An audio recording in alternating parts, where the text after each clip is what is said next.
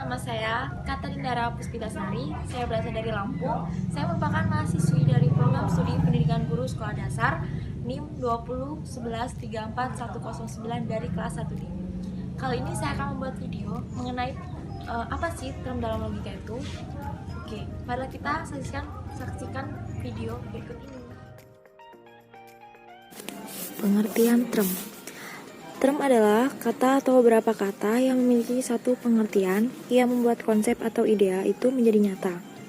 Jadi term juga dapat disimpulkan itu sebagai pernyataan lahiriah dari konsep atau idea, dan hanya kata atau kesatuan kata-kata yang menyatakan konsep atau idea saja yang dapat disebut sebagai term dalam logika. Kemudian term itu memiliki dua sifat. Yang pertama bersifat kategorimatis dan bersifat psikategorimatis. Yang pertama, term yang bersifat kategorimatis ialah term-term yang terdiri atas kata-kata yang telah memiliki pengertian tertentu sehingga dapat digunakan sebagai term tanpa bantuan kata-kata lain. Lalu term kategorimatis dapat dibedakan atas 3 jenis berikut. Yang pertama, term kategorimatis univokal, yang kedua term kategorimatis equivokal, dan yang ketiga term kategorimatis analogis. Pengertiannya yang pertama itu term kategorimatis univokal, yaitu term yang dikenakan kepada beberapa hal atau benda dalam arti yang sama. Seperti contoh kalimat berikut. Adam adalah manusia. Yang kedua, term kategorimatis equivokal, yaitu term yang dikenakan kepada beberapa hal atau benda dalam arti yang berbeda-beda.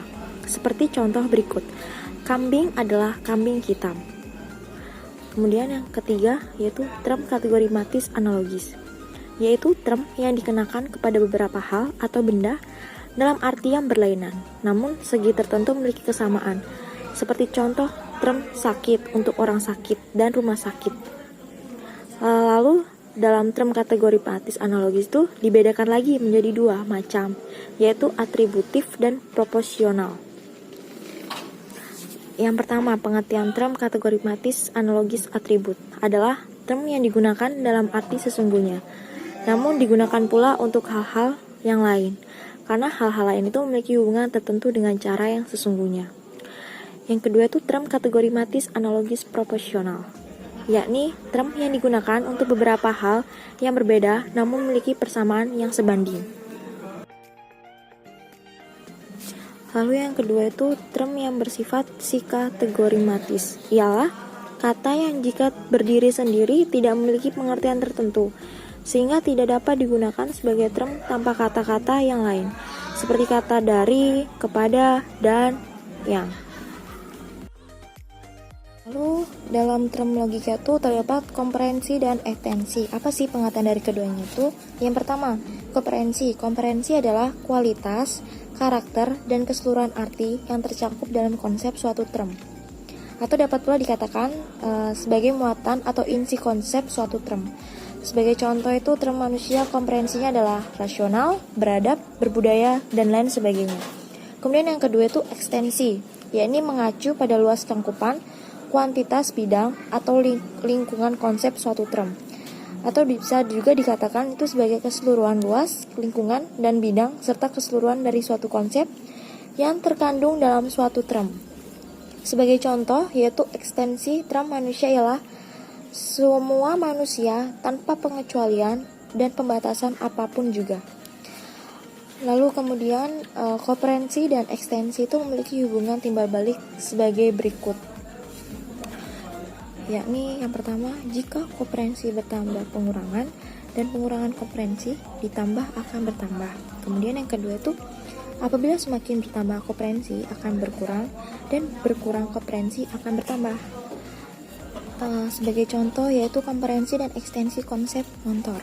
Komprehensinya yaitu bermesin, kendaraan beroda 2, berbahan bakar minyak, mampu mengangkut penumpang maksimal itu 3 orang.